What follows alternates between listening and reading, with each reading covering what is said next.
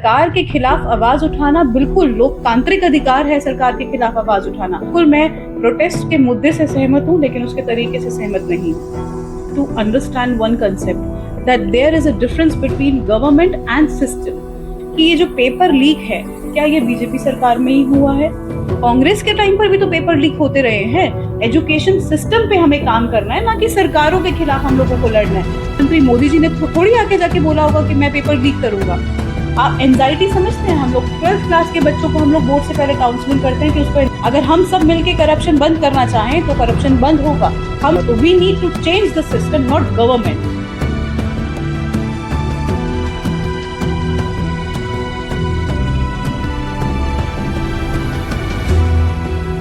आज हम लोग बैठे हैं डॉक्टर रितु शर्मा जी के साथ, जिन्होंने स्वास्थ्य योजनाओं में काफी काम किया है। गली गली मोहल्ले मोहल्ले जा करके इन्होंने गरीबों को परामर्श भी दिया है और इलाज के लिए उनके लिए एक अभी इनका एक प्रोजेक्ट भी चल रहा है, आरोग्य बिहार, जिसको लेकर के ये हर मोहल्ले और हर गली बिहार में हर उस जगह जाने की अपनी योजनाएं बना रही हैं जहां अभी स्वास्थ्य योजनाएं और सरकार की जो भी प्रतिक्रियाएं हैं वहां तक नहीं पहुंच पा रही है, वहां ये जाकर के काम करने का पूरा प्रयास कर रही हैं। तो हमारा मुद्दा है इनसे, वो सीजेपी प्रोटेस्ट को लेकर के है कि किस तरह से दिल्ली के जंतर मंतर पे एक पार्टी आती है, कॉकरोच जनता पार्टी, और हजारों लाखों छात्रों के साथ एक आंदोलन करती है धर्मेंद्र प्रधान के इस्तीफा को लेकर के। तो क्या कहना चाहेंगी आप सब सर्वप्रथम, जो ये प्रोटेस्ट हो रहा है, जिस तरह का जो आंदोलन हो रहा है,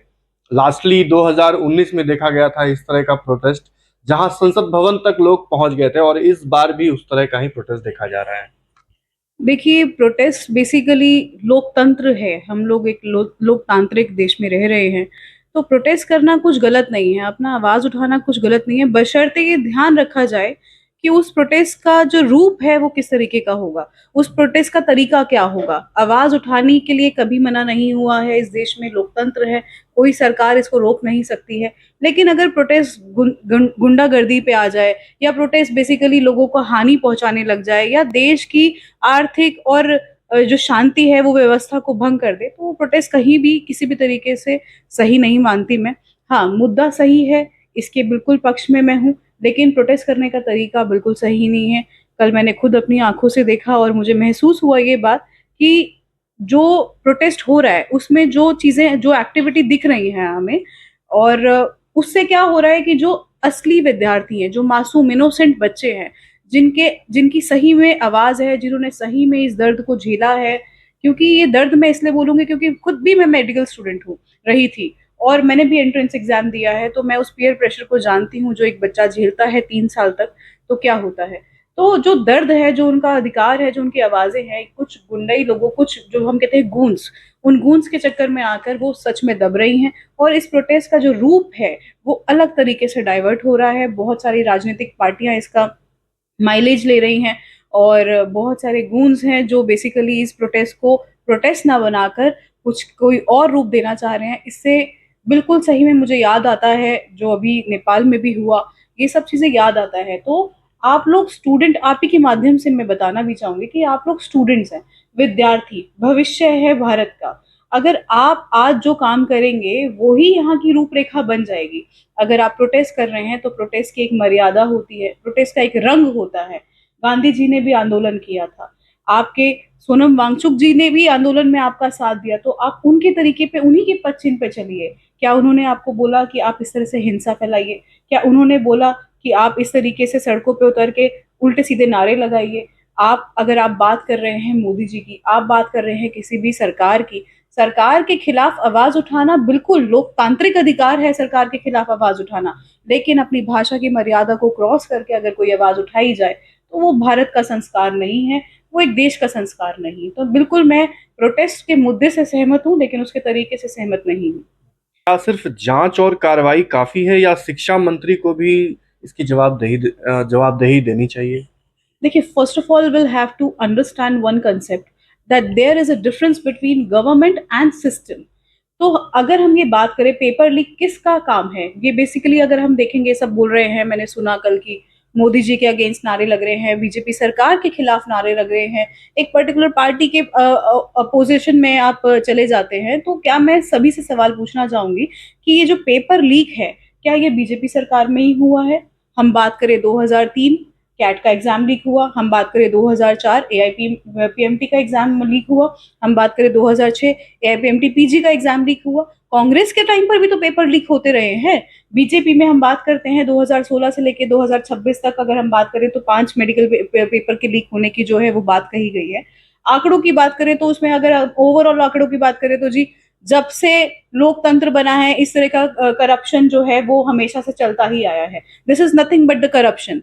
पेपर लीक होना ऐसा नहीं है कि किसी गरीब के लिए लीक किया गया है, वो लीक करके आगे बेचा गया है, फाइनेंशियल प्रॉफिट के लिए बेचा गया है, तो ये करप्शन ही मानेंगे ना हम लोग। तो करप्शन देश में पहली बार बीजेपी की सरकार में नहीं हो रहा है। हाँ, कांग्रेस की सरकार में भी हुआ लेकिन हाईलाइट नहीं हुआ। आज क्यों हाईलाइट हो रहा है? क्योंकि आज का युवा सोशल मीडिया पे बहुत ज्यादा एक्टिव है। हर एक बात को फैलाना या हर एक बात को लाखों लोगों तक पहुंचाना मात्र और मात्र 50 सेकंड का काम है। यहाँ पर एक रील डालिए या एक पोस्ट डालिए, वो लाखों व्यूअर्स ले लेता है, और एक बात जो पहले सालों में किसी के पास पहुंचती थी वो आज लाखों में 50 सेकंड में पहुंच जाती है। तो बस यही डिफरेंस है सिस्टम और गवर्नमेंट। सिस्टम जो होता है, अगर मैं आपको एक आम भाषा में समझाऊं तो एक गाड़ी है। तो गाड़ी में एक स्टेयरिंग है, एक क्लच है, ब्रेक है, तो आपको पता है कि ये सिस्टम है जो जैसा चलना है वैसे ही चलेगा।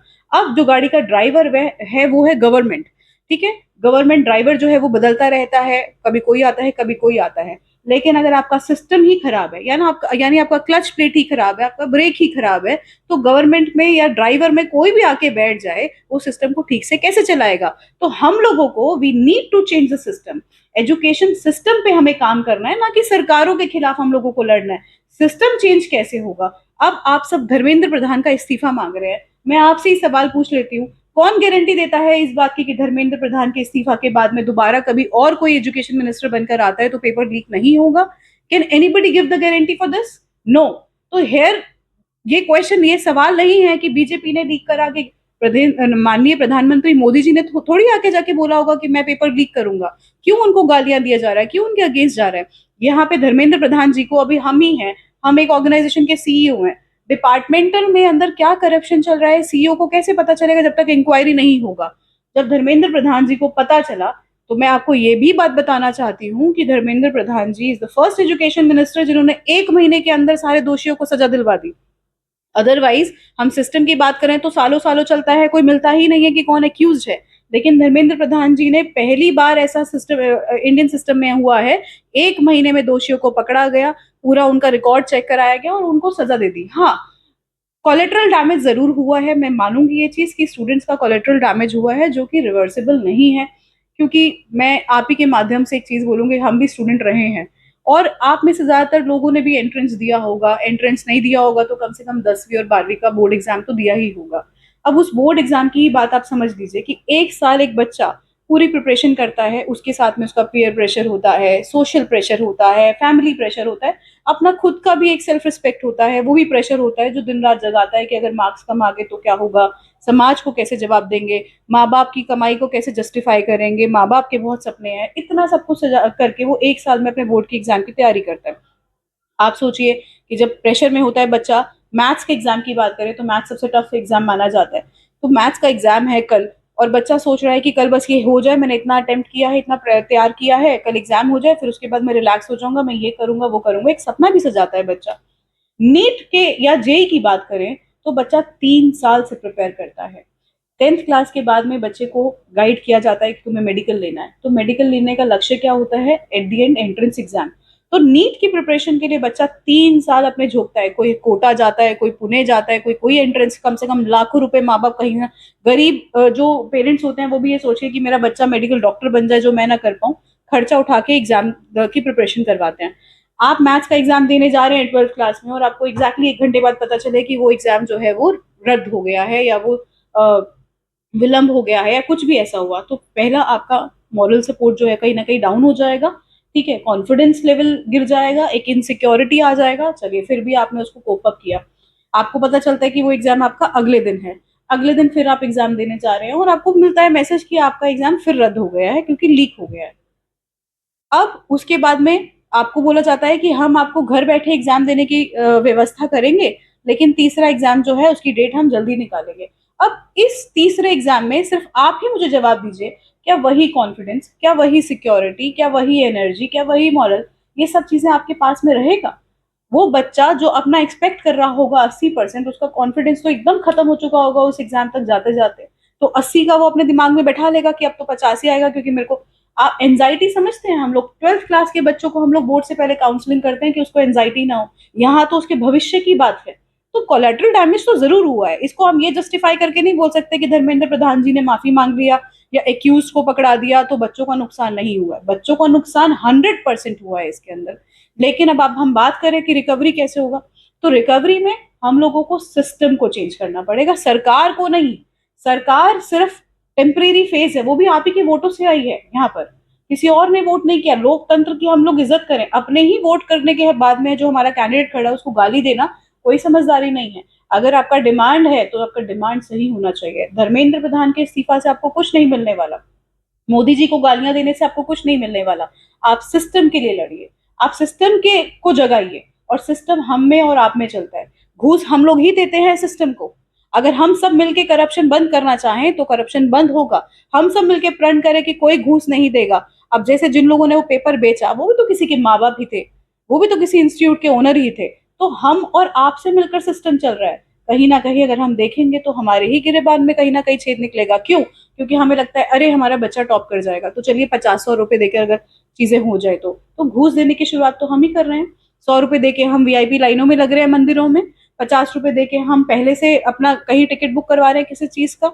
रेलवे से लेकर अगर मंदिरों तक बात करें, एजुकेशन सिस्टम से लेकर स्वास्थ्य विभाग तक की बात करें, तो कोई विभाग, कोई सिस्टम ऐसा नहीं है जहां करप्शन ना चल रहा। तो we need to change the system, not government.